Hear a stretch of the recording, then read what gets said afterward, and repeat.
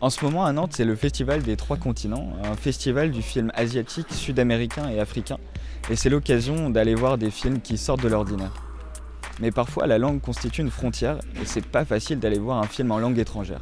Alors comment dépasser cette frontière ?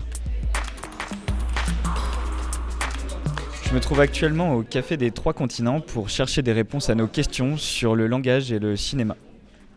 Alors dis-moi, quel film tu as vu depuis le début du festival ?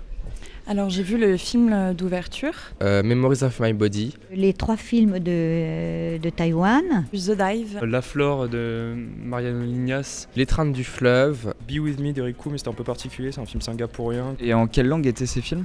Alors, je crois que The Dive, c'était en israélien, c'était en javanais, si ça me semble, en israélien, le chinois et un peu d'anglais. et le deuxième en taïwanais.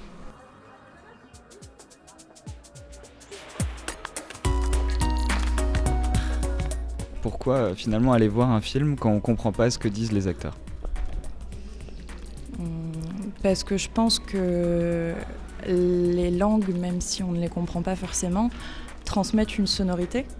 Bon, c'est plus pour avoir l'ambiance d'un autre pays plutôt que simplement avoir une langue que je connais. Avoir la langue, par exemple le taïwanais, ça donne une autre ambiance à un film. Le fait d'avoir les paroles en chinois et le sous-titre en français, au contraire, ça me plaît beaucoup. C'est la raison pour laquelle je vais voir.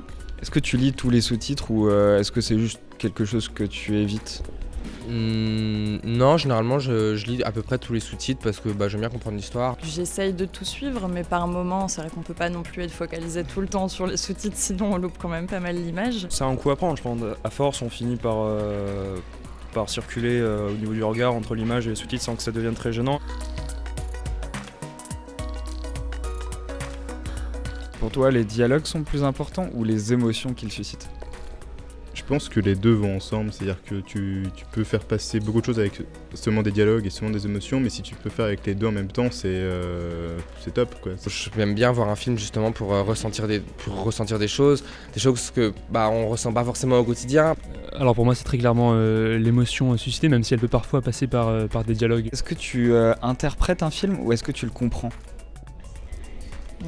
J'essaye de le comprendre, mais j'y arrive pas toujours, alors je l'interprète.